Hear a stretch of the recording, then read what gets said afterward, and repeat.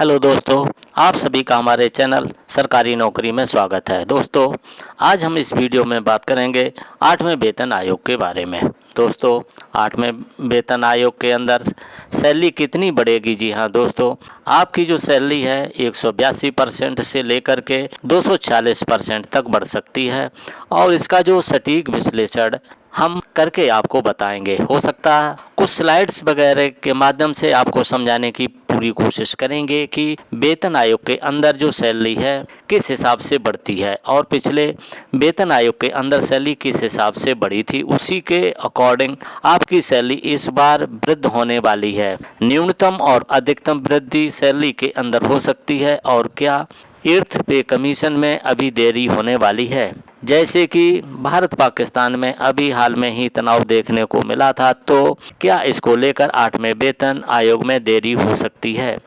क्या इन सब के रिगार्डिंग बात करने वाले हैं। और जो मोटे मोटे दावे किए जा रहे हैं कि सैलरी जो है 286% तक बढ़ने वाली है या फिर जो फिटमेंट फैक्टर जो 3.68 होने वाला है, तो इनकी ज़मीनी हकीकत क्या है वो भी आप सभी लोगों को बताएंगे।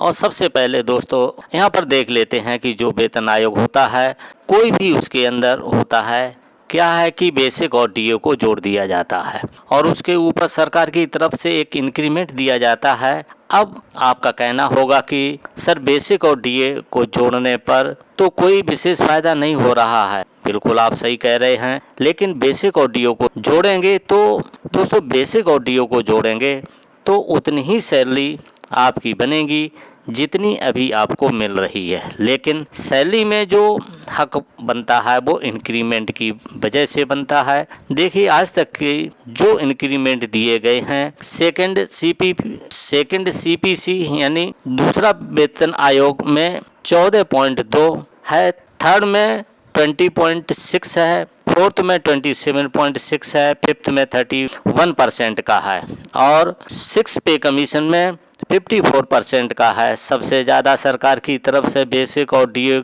को जोड़ने के बाद में जो इंक्रीमेंट दिया गया है वो आपके 6ठे वेतन आयोग में दिया गया है और सबसे कम जो है आपका दूसरे में और 7वें वेतन आयोग में दिया गया है। तो इस बार अपनी मिनिमम सैलरी मान लेते हैं, बेसिक मान लेते हैं कि सरकार मिनिमम जो है आज तक 14.2 दी है, तो इतना ही अगर इस बार इंक्रीमेंट रखते हैं तो न्यूनतम सैलरी क्या बनेगी और मैक्सिमम आज तक 54% 6ठे वेतन वेतन आयोग के अंदर तो सरकार इस बार 54% का इंक्रीमेंट देती है, तो आपकी अधिकतम सैलरी कितनी बनेगी? अब थोड़ा सा देख लेते हैं दोस्तों। यहाँ पर 7वें वेतन आयोग जो था और उसके अंदर सैलरी कितनी बड़ी थी और 6 पे कमीशन में कितनी बड़ी थी। देखिए 6 पे कमीशन के अंदर फिटमेंट फैक्टर जो है 1.86 था और यहाँ पे फिटमेंट फैक्टर 2.57 था। एक और गौर करने वाली बात है कि यहाँ पर इंक्रीमेंट जो है 54% था, फिर भी फिटमेंट फैक्टर यहाँ का कम निकल के आ रहा है। यहाँ पर इंक्रीमेंट बहुत कम है, फिर भी आपका फिटमेंट फैक्टर बहुत शानदार निकल के आ रहा है। तो कहने का मतलब दोस्तों इस बार डीए कम है तो पॉसिबिलिटी है कि आपको अच्छा फिटमेंट फैक्टर मिले, क्योंकि दोस्तों यहाँ पर देखिए ये बहुत इम्पोर्टेंट गौर करने वाली चीज़ है, ये बहुत इम्पोर्टेंट ध्यान से देखने वाली चीज़ है कि यहाँ पर 54% का इंक्रीमेंट इसलिए दिया गया होगा क्योंकि उस समय जो फिटमेंट फैक्टर दूसरे तरीक़ों से निकल कर आ रहा था वो बहुत कम आ रहा होगा। उस हिसाब से इसमें हाई करने के लिए सैलरी में अच्छा खासा 54% का इंक्रीमेंट दिया गया था। लेकिन दोस्तों यहाँ पर ऑलरेडी 125% दिए था, जिसकी वजह से 2.25 तो जो है आपका बेसिक और डीए को जोड़ने पर भी बन रहा था और इसलिए सरकार ने यहाँ पर कम जो है इंक्रीमेंट यहाँ पर दिया था और यही कारण है इस बार हो सकता है कि डीए आपका कम है, बेसिक और डीए को जोड़ने के बाद में जो फैक्टर छोटा निकल के आ रहा है, ऐसे में आपको इस बार इंक्रीमेंट अच्छा खासा सरकार दे सकती है। तो यहाँ से एक चीज़ आपको क्लियर होगी कि 7th पे कमीशन और 6th पे कमीशन में आपका जो 1.86 फिटमेंट फैक्टर था और 7 पे कमीशन में 2.57 था। देखिए अब देखिए 7वें वेतन आयोग के अंदर जिस हिसाब से सैलरी बढ़ी है उसी के अकॉर्डिंग आपकी 8वें वेतन आयोग के अंदर बढ़ने वाली है। तो थोड़ा सा समझ लेते हैं कि 7वें वेतन आयोग के अंदर सैलरी किस हिसाब से बढ़ी थी। तो यहाँ पर देखिए दोस्तों 7वें वेतन आयोग का कैलकुलेशन है डीए 125% था आपका 2016 यानी 1 जनवरी 2016 को। तो देखिए बेसिक और डीए को जोड़ देते हैं तो आपका फिटमेंट फैक्टर 2.25 निकल के आता है।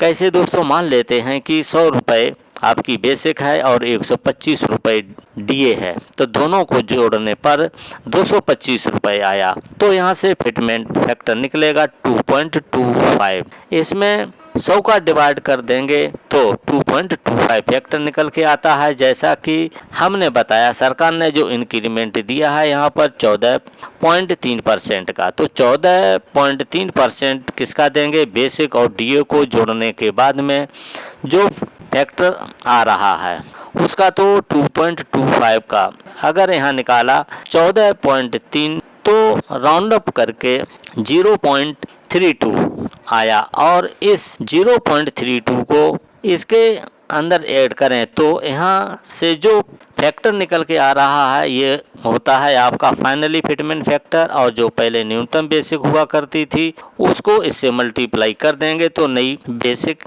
आपकी आ जाएगी। तो पहले छठे वेतन आयोग के अंदर जो है 7,000 के करीब, जो 7,000 रुपये जो आपकी बेसिक थी, यानी आपकी 7,000 जो न्यूनतम बेसिक थी, इसको 2.25 से जो कि 7वें वेतन आयोग का फिटमेंट फैक्टर था उससे मल्टीप्लाई किया तो लगभग 18,000 के करीब आपकी न्यूनतम बेसिक निकल के आ रही है। और इसी से लेवल 1 वालों की जो न्यूनतम बेसिक 18,000 डिसाइड हुई 7वें वेतन आयोग के अंदर। तो फिटमेंट फैक्टर जितना अधिक होगा उतनी सैलरी आपकी अच्छी खासी बढ़ेगी, उतना ही आपकी बेसिक होगी। और उस हिसाब से अपनी बात करते हैं कि 8वें वेतन आयोग के अंदर आपकी जो सैलरी है या जो फिटमेंट फैक्टर है कितना जा सकता है, मिनिमम और मैक्सिमम। अब देखिए दोस्तों यहाँ पर 8वें वेतन आयोग की 7वें वेतन आयोग की तरह कैलकुलेशन होने वाली है। डीए अभी आपका जो है 55% तक पहुंच चुका है। 2 किस्तों में डीए आपका और बढ़ना है, 1 जुलाई 2025 से और दूसरा 1 जनवरी 2026 से, यानी 2 किस्तें और बढ़नी है। मान लेते हैं एक के अंदर 3% बढ़ा और एक के अंदर 2% ही बढ़ा, तो ऐसे में 5% और बढ़ जाएगा आपका डीए और डीआर 1 जनवरी 2026 तक। तो ऐसे में मान लेते हैं कि 60%, 55% अभी है, 5% और बढ़ जाएगा तो 60% आपका डीए और डीआर पहुंच जाएगा। बेसिक और डीए को जोड़ने के बाद में जैसा कि 7वें वेतन आयोग में किया था आपने तो आपका 1.60 निकल के आ रहा है, यानी 100 आपके बेसिक है, 60% डीए बढ़ जाता है तो दोनों को ऐड कर लिया, 160 को 100 से डिवाइड कर देंगे तो 1.60 का फैक्टर यहाँ पे निकल के आता है। अब सरकार यहाँ पे इंक्रीमेंट देती है, मान लो मिनिमम इंक्रीमेंट जो 14.32 था, तो यहाँ पे इंक्रीमेंट अगर सरकार देती है तो आपका फैक्टर जो निकल के आएगा 0.22 का इंक्रीमेंट यहाँ पे निकल के आएगा। और मैक्सिमम फिटमेंट फैक्टर कैसे निकालेगा, इंक्रीमेंट आज तक का जो है 54% छठे वेतन आयोग के अंदर 54% का सरकार ने इंक्रीमेंट दिया था। तो इस 1.60 के ऊपर अगर 54% निकालते हैं तो 0.86 आता है, और इस 1.60 के ऊपर मिनिमम फैक्टर 14.3 या 14%, 14.2 जो था उसको निकाल लेते हैं तो 0.22 के करीब आपका निकल के आता है। अब दोस्तों इसके अंदर 1.60 में ये 1.60 में ये 0.22 प्लस करेंगे तो फिटमेंट फैक्टर आपका 1.82 निकल के आएगा, और इसको ऐड करते हैं 54% इंक्रीमेंट देने के बाद में ये 0.86 आया, इसको इसके साथ में प्लस करते हैं तो आपका फिटमेंट फैक्टर निकल के आ रहा है 2.46। तो आपने यहाँ से देखा दोस्तों, मिनिमम आपका जो फैक्टर जो है वो 1.82, कहने का मतलब अगर किसी की बेसिक 100 है और उसकी 182 न्यूनतम बेसिक हो जाएगी अगर इतना फिटमेंट फैक्टर भी आता है तो। क्योंकि दोस्तों इससे कम हमें नहीं लग रहा है आएगी और इससे अधिक नहीं लग रहा है हमको कि आएगी, क्योंकि मैक्सिमम इंक्रीमेंट अभी तक 54% मिला है, मिनिमम अभी तक जो है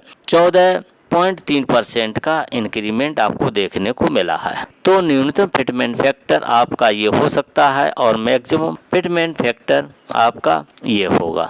इसी बीच में सरकार कोई न कोई फैक्टर आपको देगी। मोस्ट प्रोबेबली चांस है कि 1.92 का आपको फिटमेंट फैक्टर मिल सकता है या फिर 2.08 के करीब भी यहाँ पे बात चल रही है। अगर मोटा मोटा अगर हम ऑन एंड एवरेज की बात करें तो 2 के आसपास आपको फैक्टर इस बार मिलने वाला है। लेकिन दोस्तों अगर मैक्सिमम की बात करें तो मिल सकता है, मिनिमम की बात करें तो ये अब जो दावे किए जा रहे हैं कि सरकार जो 286% सैलरी आपकी बढ़ा देगी, तो देखिए हमने यहाँ पर 54% का इंक्रीमेंट लिया और बिल्कुल प्रॉपर तरीके से कैलकुलेशन करके बताया, तो फिर भी फैक्टर जो आपका 2.46 तक ही निकल के आ रहा है। तो ये जो है इसमें 0.40 कहाँ से ऐड करेंगे। इसके अलावा कई सारे चैनल कह रहे हैं कि 3.68 तक फिटमेंट फैक्टर आएगा। तो देख लीजिएगा किस हिसाब से दूर दूर तक जो आपको नज़र नहीं आ रहा है फिटमेंट फैक्टर 3.68 निकल के आएगा। तो ऐसे में फिटमेंट फैक्टर जो आएगा इन्हीं दोनों के बीच में कोई न कोई रहने वाला है। और मिनिमम अगर देंगे तो ये देंगे और मैक्सिमम देंगे तो ये देंगे। तो यहाँ से आपको क्लियरली समझ में आया होगा और मिनिमम और मैक्सिमम क्या फिटमेंट फैक्टर हो सकता है 8वें वेतन आयोग के अंदर। अब इन फिटमेंट फैक्टर के आधार पर आपने देखते हैं कि लेवल 1 से आगे सभी जो लेवल हैं उनकी न्यूनतम सैलरी और अधिकतम बेसिक पेमेंट कितनी हो सकती है। एक बात हम आपको और क्लियर कर देते हैं कि जब भी वेतन आयोग आता है तो बेसिक और डीए और को मर्ज कर दिया जाता है, उसके ऊपर सरकार की तरफ से इंक्रीमेंट दिया जाता है और डीए जो है फिर से 0 से स्टार्ट हो जाता है। एचआरए जो है 10-20-30% अभी मिल रहा है, वो 8-16-24 हो जाएगा। आपकी जेड क्लास की सिटी में, वाई क्लास की सिटी में, एक्स क्लास की सिटी में फिर भी दोस्तों यहाँ पर 10 से 8 की तरह फिर भी आपको यहाँ पे एचआरए ज़्यादा देखने को मिलेगा, क्योंकि बेसिक आपकी जो है यहाँ पे मोटिव हो जाएगी यानी बढ़ जाएगी। और देखिए जब अब जो है आगे इंसेंटिव रूप में से तो आपका इंक्रीमेंट जो मिलेगा वो फ़ायदा मिलेगा ही। इसके आगे अगर बात करें कि जैसे डीए हर 6 महीने के बाद में फिर डीए लगेंगे, एचआरए लगेंगे, ओटी एनडीए सभी के रेट जो हैं वो बढ़ जाएंगे, क्योंकि आपकी बेसिक जो है लगभग डबल यहाँ पे होने वाली है।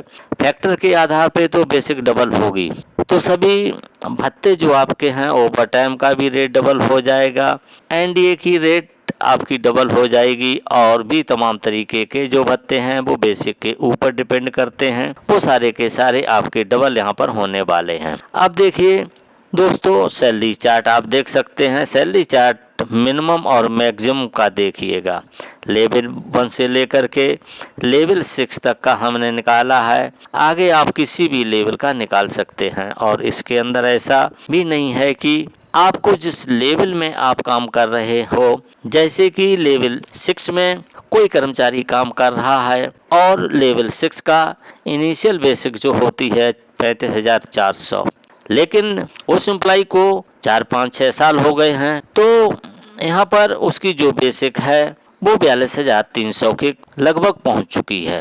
और जो उसकी काउंटिंग होगी, जो उसके फिटमेंट फैक्टर से मल्टीप्लाई होगा, तो उसकी जितनी एक्चुअल में बेसिक रहेगी वो फिटमेंट फैक्टर से मल्टीप्लाई हो करके और उसकी जो है न्यूनतम बेसिक निकल के आएगी। इनिशियल बेसिक की अगर बात करें तो इनिशियल जो है आपका लेवल 1 के अंदर 18,000 इनिशियल बेसिक है, तो उसको मिनिमम फैक्टर 1.82 से मल्टीप्लाई करते हैं तो ये आपका न्यूनतम बेसिक हो जाएगी। और अगर मैक्सिमम की बात करें तो 2.46 से तो उसकी 44,280 रुपये आपकी ये मैक्सिमम यहाँ पर बेसिक हो सकती है। अगर मैक्सिमम फिटमेंट फैक्टर से आपकी सैलरी बढ़ाई जाए तो लेवल 2 के अंदर 19,900 इनिशियल अभी बेसिक है, उसको इससे अगर मल्टीप्लाई करेंगे तो ये बेसिक आएगी।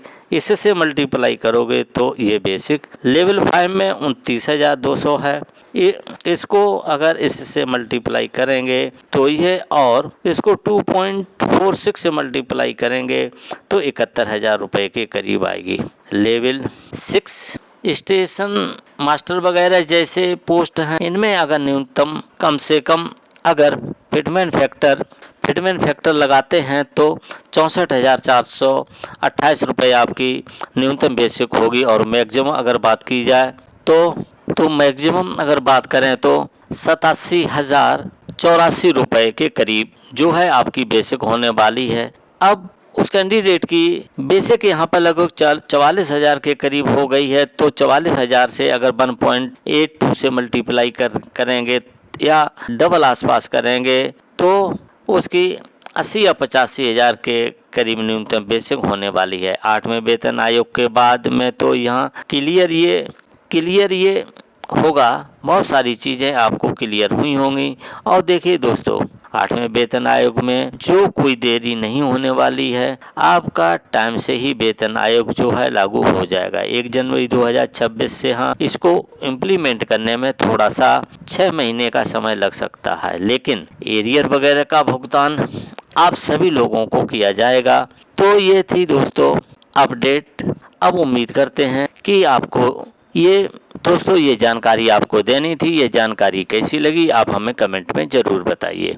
यदि वीडियो आपको अच्छा लगा हो तो लाइक करके अधिक से अधिक शेयर कर दीजिए। यदि आप पहली बार इस चैनल को देख रहे हैं तो इस चैनल को सब्सक्राइब करें। सब्सक्राइब करने के बाद घंटी वाले निशान को दबा करके ऑल पर सेट कर दीजिए, जिससे हमारी आने वाली हर अपडेट आपको सबसे पहले मिल सके। तो दोस्तों, इस वीडियो को देखने के लिए थैंक यू फॉर वॉचिंग। अब मिलेंगे नेक्स्ट वीडियो में नई जानकारी के साथ।